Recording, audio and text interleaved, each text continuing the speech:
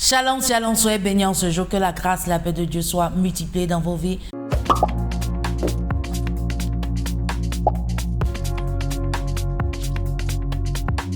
Bienvenue à Vie Glorieuse. Est-ce que tu as surpris quelqu'un dérobé au travail? Est-ce que tu as vu une injustice? Est-ce que aussi tu as vu une personne profiter d'un pauvre ou bien soit d'un sans-abri? Toutes ces situations ne sont pas faciles à gérer parce que tu te retrouves dans une situation où tu es obligé de soit dénoncer la personne ou bien peut-être tu connais la personne et tu dois dénoncer la personne.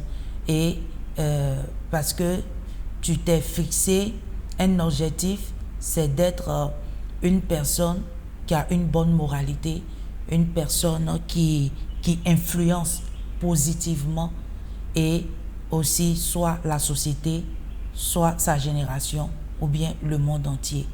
Et en ce jour, dans cette situation où tu te trouves, Jérémie a eu ce même problème où il se retrouvait dans un dilemme devant une situation où le Seigneur lui a dit d'aller parler aux enfants et où il devait leur parler, il devait leur dire à ces Juifs-là leur péché. Mais Jérémie a dit quoi? Il dit, je ne sais pas m'exprimer et je suis un adolescent. On voit cela dans Jérémie 1, le verset 4. La Bible dit, la parole de l'Éternel me fut adressée en ces mots. Avant que je t'eusse formé dans le ventre de ta mère, je te connaissais et avant que tu fusses sorti de son sein, je t'avais consacré, je t'avais établi prophète des nations. Je répondis, ah Seigneur éternel, me voici, je ne sais point parler car je suis un enfant. Mais ici, la Bible nous dit que Dieu lui dit d'obéir et ensuite, Dieu lui fait une promesse. Ici, dans le verset 7, la Bible dit, et l'Éternel me dit, ne dis pas je suis un enfant, car tu iras vers tous ceux auprès de qui je t'enverrai et tu diras tout ce que je t'ordonnerai. Donc, pour juste dire quoi? Que quand Dieu nous appelle, il nous donne cette grâce, cette possibilité de lui obéir. Il nous donne cette possibilité de lui obéir et de rentrer dans cette tâche qu'il nous donne. Peut-être la tâche est difficile, mais Dieu va toujours te donner une main forte. De la même manière, il a fait pour Jérémie. Il va toujours te donner une main forte. Ici, on voit dans ce passage que même si la tâche était difficile, Dieu ne l'a pas laissé impuissant.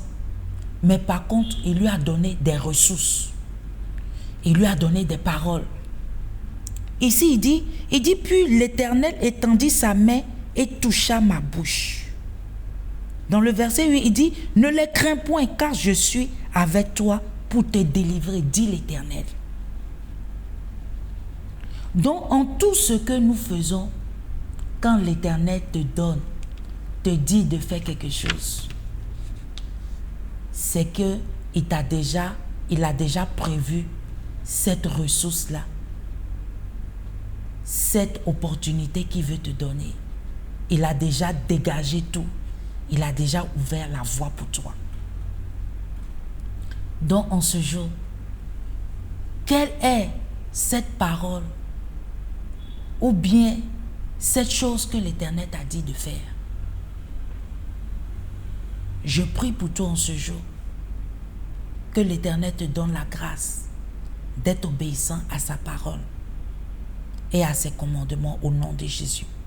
Si tu es là en ce jour, tu ne connais pas le Seigneur en tant que ton Seigneur sauveur personnel, j'aimerais te dire de choisir la bonne part. Il s'est souvenu de Jérémie. Il dit, il le connaissait depuis le sein de sa mère. Le Seigneur te connaît aussi toi depuis le sein de ta mère. Et si tu es prêt, tu vas incliner ta tête et tu vas répéter après moi. Tu vas dire, Seigneur Jésus, je viens à toi tel que je suis. Je sais que je suis un pécheur, pardonne-moi et délivre-moi au nom de Jésus-Christ. Je t'accepte comme mon Seigneur et sauveur personnel. Si tu as fait cette prière, sache que le Seigneur t'aime. Il est là avec toi. Il est avec toi. Sois béni en ce jour. C'est Vie glorieuse avec Sinamoti qui dit une vie glorieuse est une vie basée, fondée sur la parole de Dieu. Soyez bénis et à très bientôt. Bye bye.